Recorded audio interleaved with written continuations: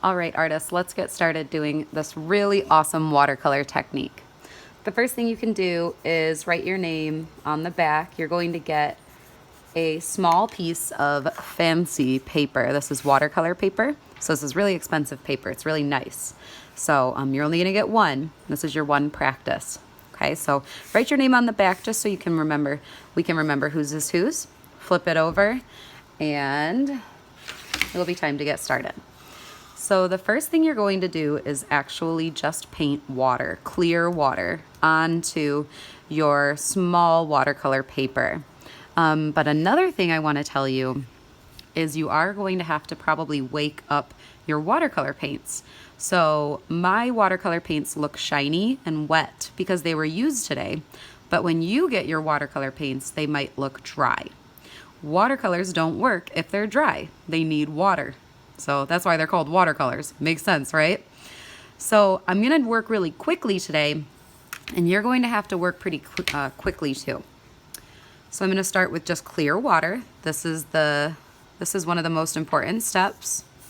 And I'm painting a big area on my watercolor paper. It might start to curl. As you can see, if I let go, it's curling a little, but that's okay. So now I'm gonna wake up my colors with some water, and I'm gonna use the cool colors actually. So you choose between cool or warm. Now you gotta get a little bit of water into each color and then twirl your brush into the color. I'm working really quickly because if I work quickly,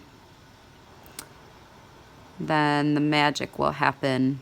Some magic will happen on the watercolor paper. And I'll even spread some of these dots out.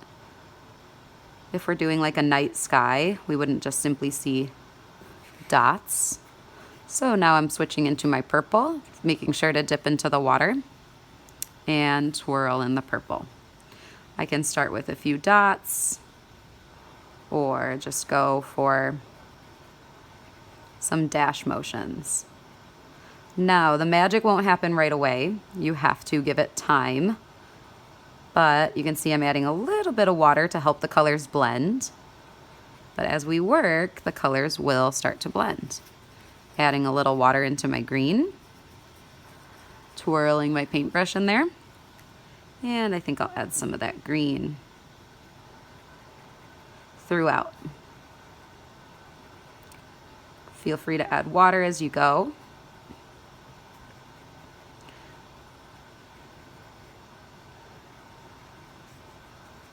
And cover that whole area.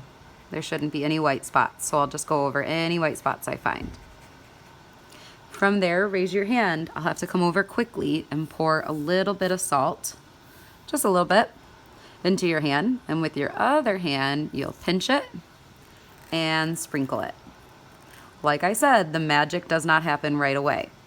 You will start to see the salt absorb some of the colors, but it will not have that crystal effect until it is more dry. So we will check back on this in a little bit.